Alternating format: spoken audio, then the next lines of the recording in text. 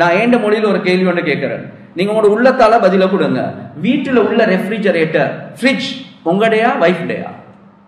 வீட்டுல உள்ள sofa set உங்களுடையா wife டேயா? வீட்டுல உள்ள கட்லரி செட், சில வீடுகள்ல கட்லரி செட் சரியான பொறுமதி, உங்களுடையா வைஃப் டேயா? வீட்டில் இருக்கக்கூடிய பொறுமதியான பொருட்கள் உங்களுடையா வைஃப் டேயா? ஏன் இந்த கேள்வி? தௌபா ஹஸ்ரத் இப்படி கேட்கிறதே முறை இல்ல. நானும் வைஃபும் எவ்வளவு அட்டாச்ட் என்றா ஒன்றுமே பிரிச்சு பார்க்க மாட்டோம், எங்கட என்றுதான் சொல்லுவோம். இதுதான் உலமாக்கள் மானம் என்று சொல்றான்.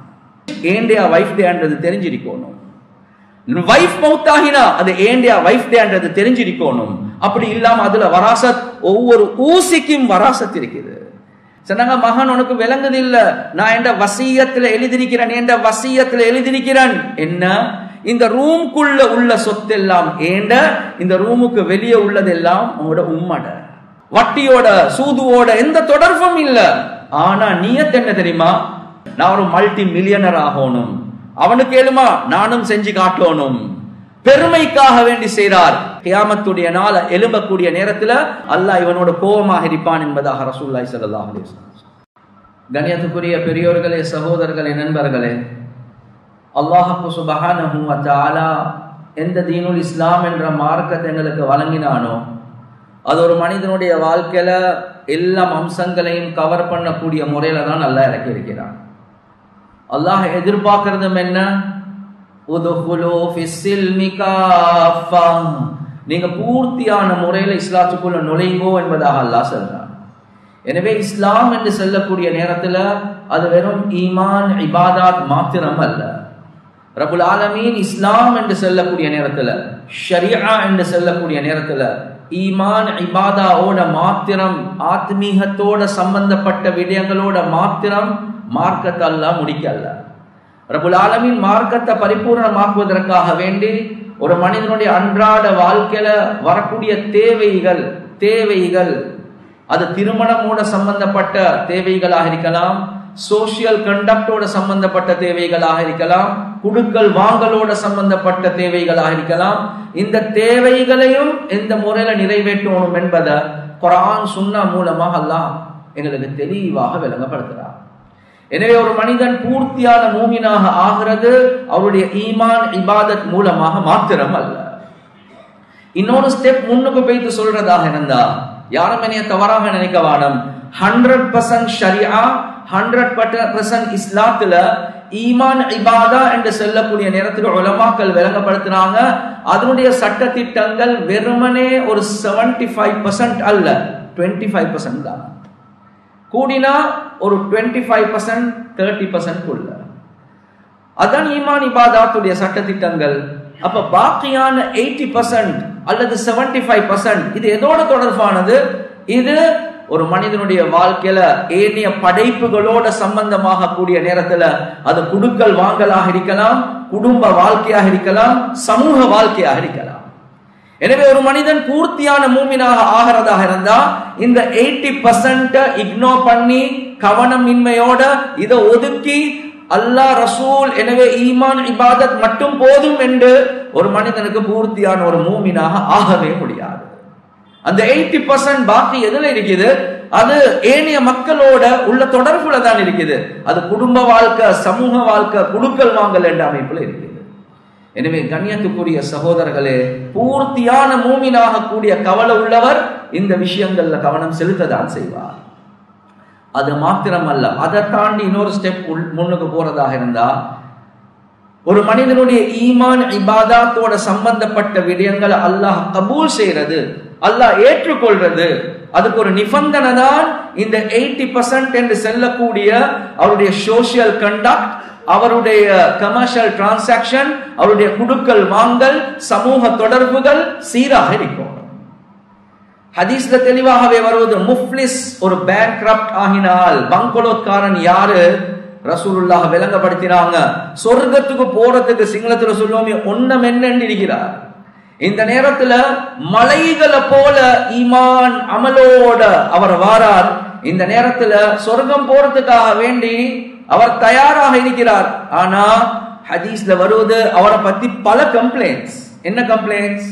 வரபஹாதா வஷதமஹாதா வஅகத மாலஹாதா, இவருக்கு அடிச்சார், இவருக்கு ஏசினார், இவருடைய சொத்த ஹராம் ஹலால் இல்லாத முறையில் எடுத்தார்.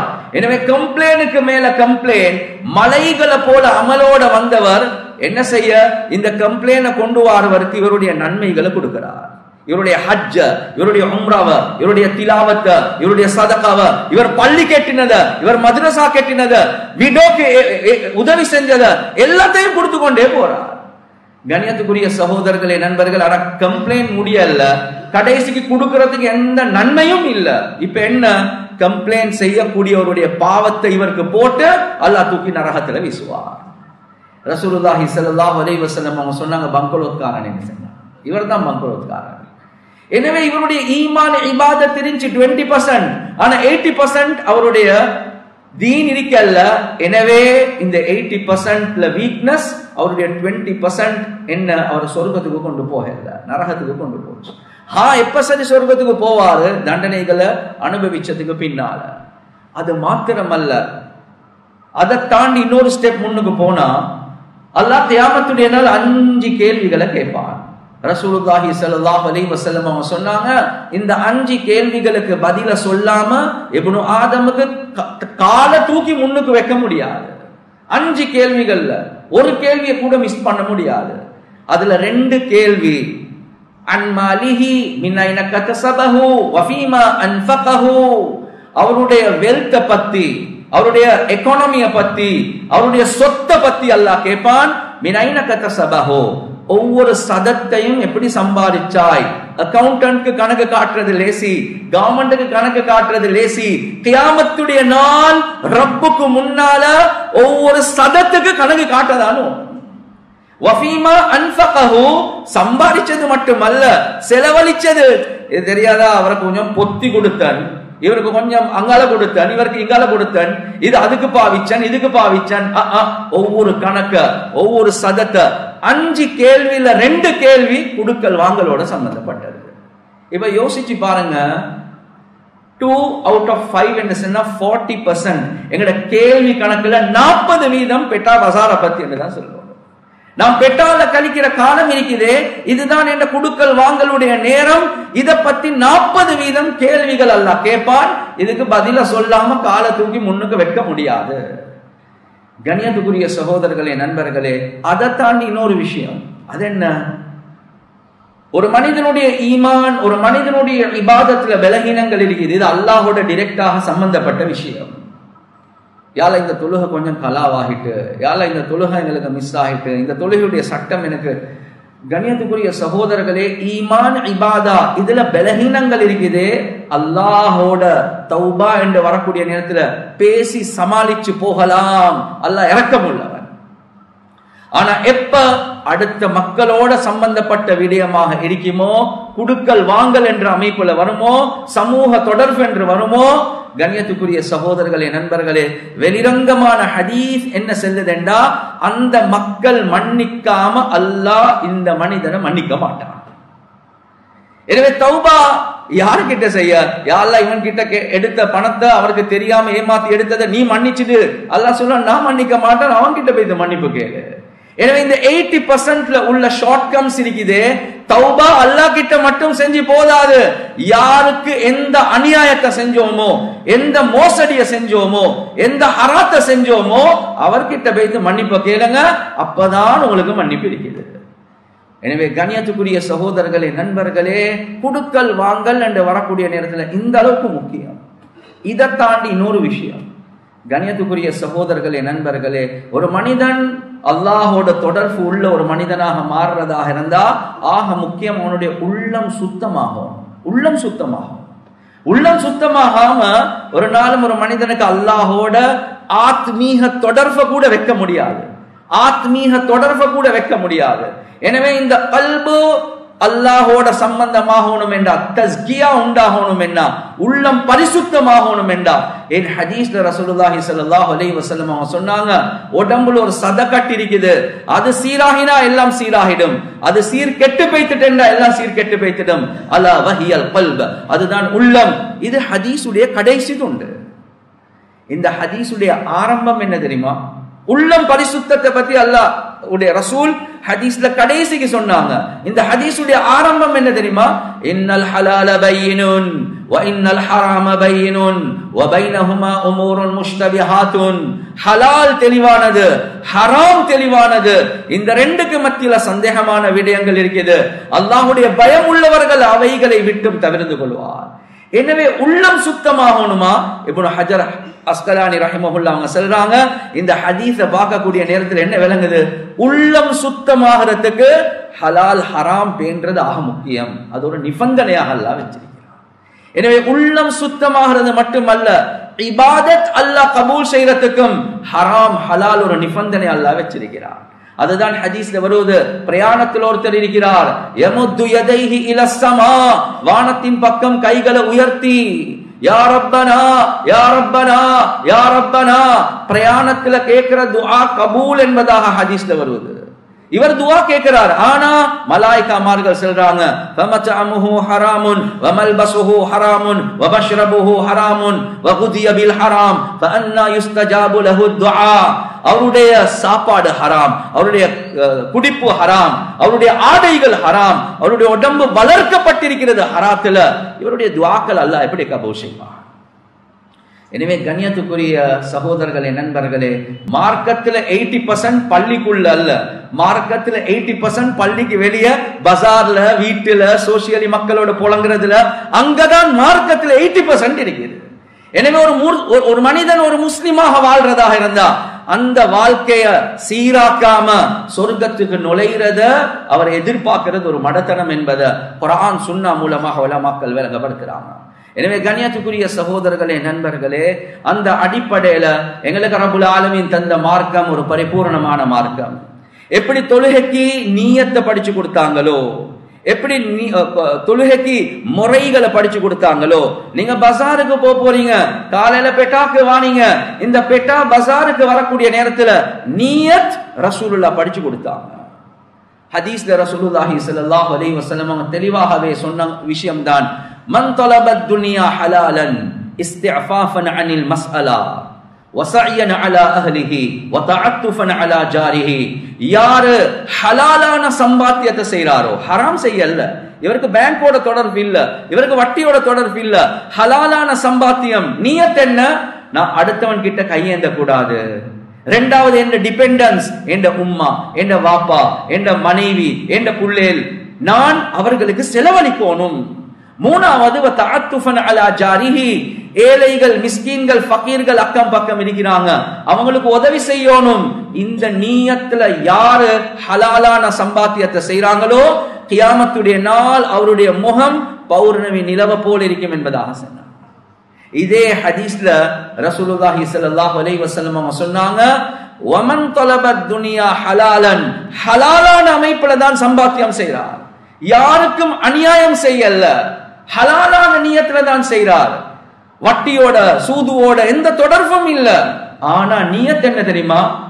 முகாசிரன் முராயியன் முஃபாஹிரன், நான் ஒரு மல்டி மில்லியனர் ஆகணும், அவனுக்கு ஏழுமா நானும் செஞ்சு காட்டணும், பெருமைக்காக வேண்டி செய்றார்.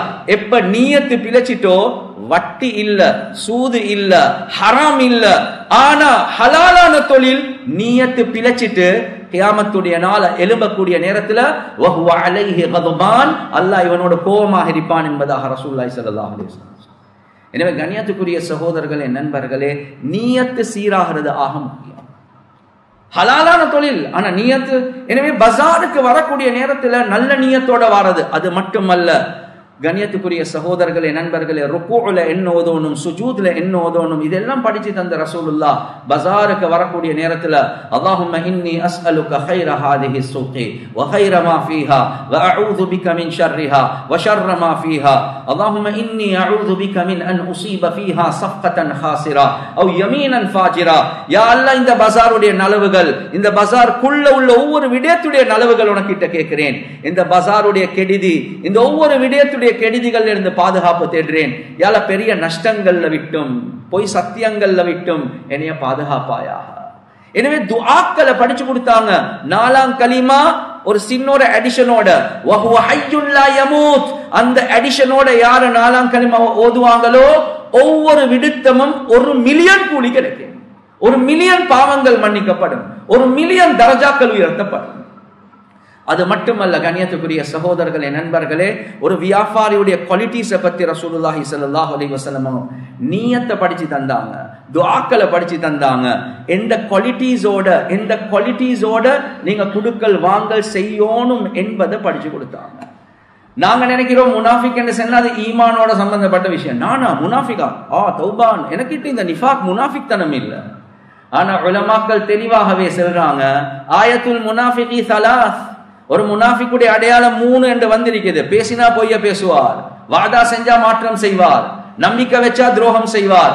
இந்த ஹதீஸோட ஏனைய ஹதீஸ்களையும் வச்சு யாரு பஜார்ல பேசினா பொய்ய பேசுறார், வேற நாடு சாமனம் ஆனா வேறொருத்தருடைய ட்ரேட்மார்க் இவர் பாவிச்சு கொண்டிருக்கிறார், பில்ல மாத்தி அடிக்கிறார், கொடுத்த செக்க பவுன்ஸ் ஆக்குறார், எனவே நம்பிக்கைக்கு மாற்றம் செய்கிறார், வாதாவுக்கு மோசடி செய்கிறார், இவர் பொய் சொல்றார். இவைகளை வச்சு ஒரு மனிதன் பஜார்லையும் ஒரு முனாஃபிக்காக ஆகலாம்.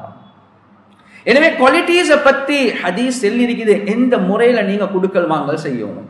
இது எல்லாத்துக்கும் மேல் கண்ணியத்துக்குரிய சகோதரர்களே, நண்பர்களே, ஒரு பிசினஸ் உடைய ஸ்ட்ரக்சர் இருக்குது, இது ஆக முக்கியமானது. இந்த ஸ்ட்ரக்சரையும் ரசூலுல்லாஹி ஸல்லல்லாஹு அலைஹி வஸல்லம் அவங்க படிச்சு கொடுத்தாங்க. எது வர காட்டியும் ஸ்ட்ரக்சர் சீரில்லையோ அது வர காட்டியும் நாங்க எவ்வளோ கோடி கணக்கு சம்பாதிச்சாலும் அதுல கேள்விக்குறி இருக்கதான் செய்யும். கண்ணியத்துக்குரிய சகோதரர்களே, நண்பர்களே, ஒரு ஒரு உதாரணத்துக்கு சொல்றேன். ஒரு மனிதர் இருக்கிறார், அவருடைய பேர் அப்துல்லா நினைப்போம். அப்துல்லா இருக்கிறார், அவர் வியாபாரம் செஞ்சு கொண்டு போறார். அந்த வியாபாரத்தை செஞ்சு கொண்டு போகக்கூடிய நேரத்தில் அவர் இன்னொருத்தர பார்ட்னராக எடுக்கிறார். ஆனா அந்த பார்ட்னர் ஒரு சதம் கூட பணம் போடவே இல்லை. நீயும் வா, என்னோட வேலை செய். எனவே 2 பேரும் படாத பாடு நல்ல பிசினஸ் செஞ்சு கொண்டே போறாங்க. ஆனா பார்ட்னர் என்ற பேர், ஆனா கேபிட்டல் எடுக்கல. கேட்டா ஓகே 50% அப்படிதான் டாக்குமெண்ட்ஸ் எல்லாமே காட்டுது. ஆனா மாசம் அவருக்கு ஒரு சம்பளம் வைத்துக் கொண்டே இருக்குது. கண்ணியத்துக்குரிய சகோதரர்களே, நண்பர்களே, முதலாவது ஒரு கேள்வி வரும், பார்ட்னருக்கு சம்பளம் எடுக்கணுமா? ஷரியத்துல பார்ட்னருக்கு ஃபிக்ஸ்ட் சம்பளம் எடுக்கிறது ஹராம். எனவே அப்ப அவர் வேலை செய்யறதுக்கு எப்படி? அதுக்குரிய ஆல்டர்னேட்டிவ் வேற முறைகள் இருக்குது, கான்ட்ராக்ட் வேறையாக நடக்கணும். அதை பத்தி நான் இப்ப பேச வரல. ஆனா பார்ட்னர் சம்பளம் எடுக்கிறதுக்கு நேரடியாக ஷரியத்துல அனுமதி இல்லை. கண்ணியத்துக்குரிய சகோதரர்களே, நண்பர்களே, ஆனா இவர் பார்ட்னர் என்று செல்றார், கேபிட்டல் போடவும் இல்லை. 2வது மாசம் சம்பளம் எடுத்துக்கொண்டே போறாங்க.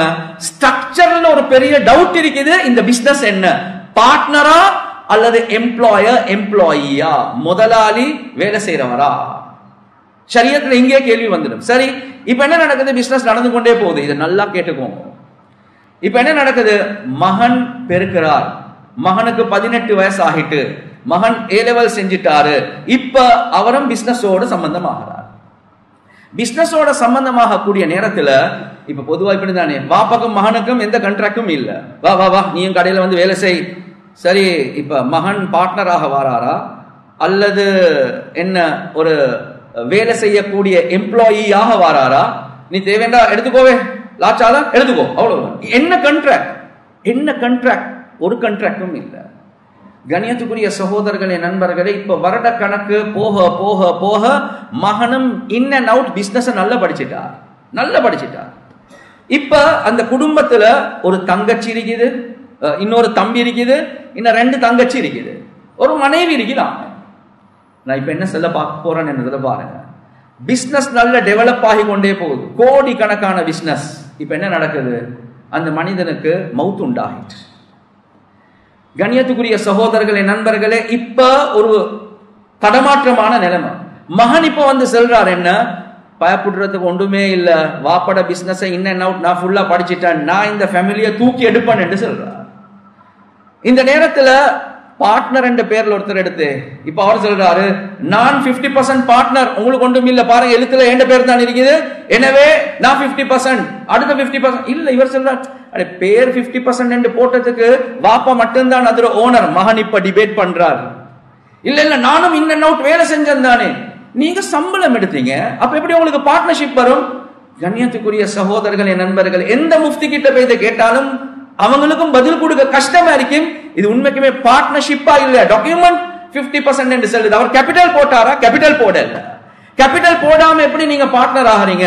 ரிஸ்க் அண்ட் ரிவார்ட் இந்த ரெண்டுலயும் நீங்க சம்பந்தமாகறீங்களா? எனவே நீங்க 50% பார்ட்னர் என்றா எத்தனை கடன் இருக்குதோ அந்த கடன்ல 50% நீங்க தான் சுமக்கணும். அதெல்லாம் எனக்கு செய்யல. அப்ப நீங்க எப்படி பார்ட்னர் என்று சொல்லுவீங்க?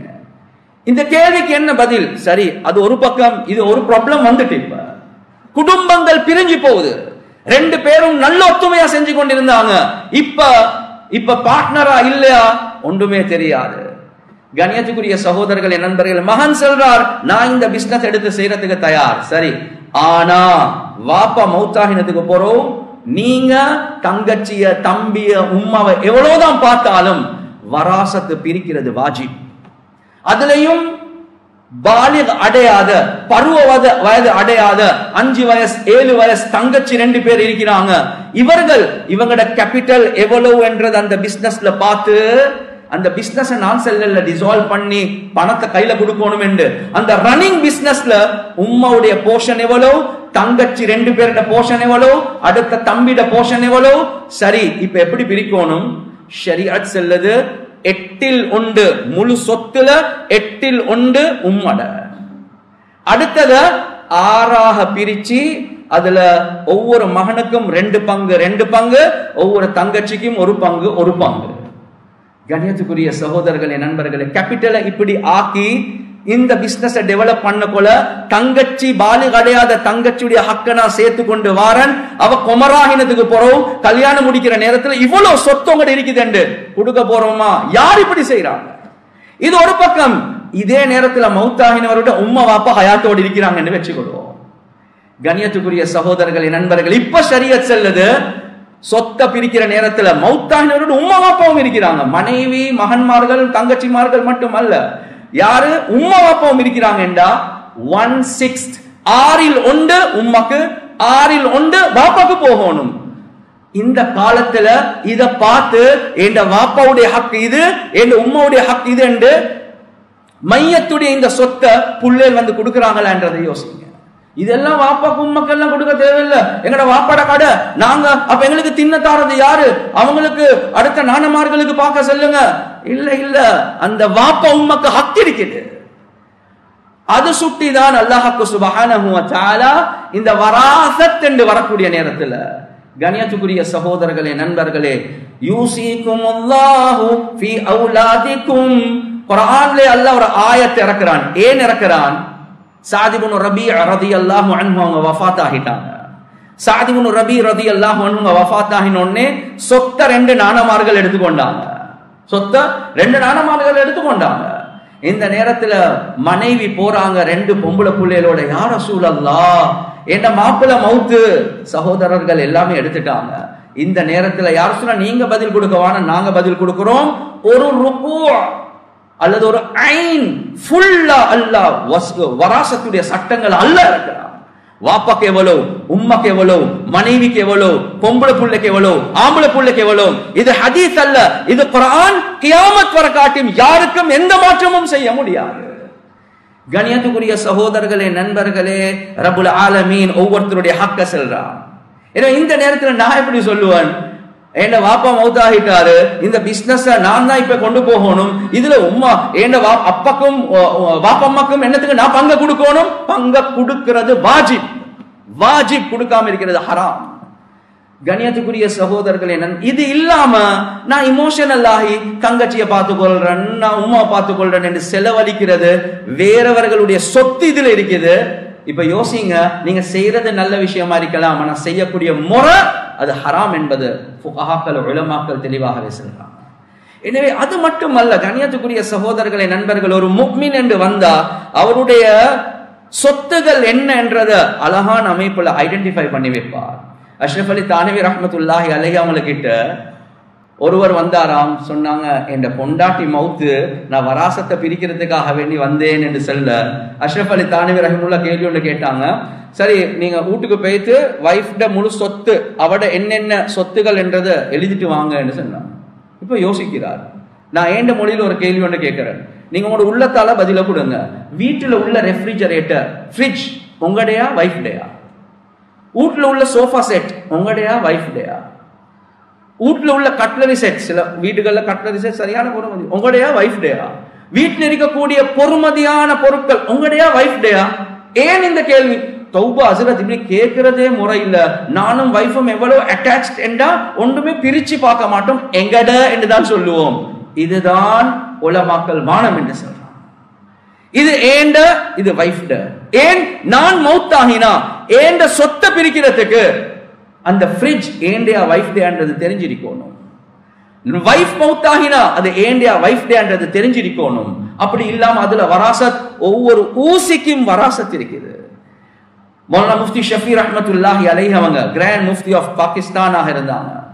அவங்களோட மகன் தான் உலகத்தில் இப்ப பிரபலியமான ஒரு முஃப்தி மௌலானா தகி உஸ்மானி ஹஃபிதஹுல்லாஹ். அவரே சொல்றாரு, என்ற வாப்பாட ஒரு பழக்கம் இருந்துச்சு, அவருக்கு என்ற ஒரு சின்ன ஒரு ரூம், அந்த ரூமுக்குள்ள தான் அவருடைய வேலைகளை செய்வார். சொல்லுவாங்க, தக்கி தண்ணி கொஞ்சம் கொண்டாங்க, தக்கி சாப்பாடு கொண்டாங்க. எனவே அதுல போயிட்டு கொடுத்ததுக்கு போறோம், அதை கொண்டு போ காட்டி கப்ப ஜக்க பிளேட்ட கொண்டு போ காட்டி ஏசி கொண்டே இருப்பார். தக்கி இது கொண்டு போகலையா, கொண்டு போகலையா, கொண்டு போகல. சின்ன விஷயம் ஆனா கூட. ஒரு நாள் கேட்டாங்க, அவரும் முஃப்தி கேட்டாங்க, வாப்பா இந்த சின்ன விஷயத்துக்கு ஏன் இவ்வளவு இமோஷனல், ஏன் இவ்வளவு கத்துறீங்க, ஏன் இவ்வளவு ஏசுறீங்க? சொன்னாங்க, மகன் உனக்கு விளங்குது இல்ல, நான் என்ற வசியத்துல எழுதிருக்கிறேன், என்ற வசியத்துல எழுதிருக்கிறேன் என்ன, இந்த ரூம்குள்ள உள்ள சொத்தெல்லாம் ஏண்ட, இந்த ரூமுக்கு வெளியே உள்ளதெல்லாம் உங்களோட உம்மட. சும்மா சரி நான் மவுத்தாக கூடிய நேரத்தில் இந்த ரூமுக்குள்ள ஜக்கும் பிளேட்டும் இருந்தா என்ற வசியத்தை பார்த்து நீங்க நினைப்பீங்க இது வாப்பட என்று. இல்ல, இது உங்களோட உம்மட. அது சுட்டிதான் ஹயாத்தோடு இருக்கக்குள்ளே வெளியே கொண்டு போங்க என்று சொல்றேன். கண்ணியத்துக்குரிய சகோதரர்களே, நண்பர்கள், அல்லாஹுடைய நேசர்கள் ஆகினது நெத்தி கருக்க காட்டியும் தொழுந்து மட்டுமல்ல, அவர்களுடைய குடுக்கல் வாங்கல் சீராக இருந்துச்சு. ஒரு மனிதன் பெட்ல இருக்கிறார், மவுத்தாக கிட்டே ஆகி கொண்டிருக்கிறார், உலமாக்கள் பக்கத்திலிருந்து ஓதி கொண்டிருக்கிறாங்க, மொளவுத்திரி பத்தி கொண்டிருக்குது. இந்த நேரத்துல ஓதி கொண்டிருக்கிறாங்க, மவுத்தாகினோடனே என்று ஊதிட்டாங்க, மொளவுத்திரி அப்படியே ஆஃப் ஆகிட்டு எல்லாம் இருக்குல்ல. கிட்டாங்க, இவர் ஹயாத்தோட இருக்க காட்டியும் இந்த மொளவுத்திரி இவர்ட, மவுத்தாகினதுக்கு பொறவு இவர்ட இல்ல, இதுலயும் வராசத் சொத்து இருக்குதுன்னு சொன்னா. எனவே இது எறிஞ்சிட்டேன்டா, இது எறிஞ்சிட்டேன்டா, அதுக்கு அனுமதி எல்லா வாரிசுகள் கிட்ட கேட்கணும்.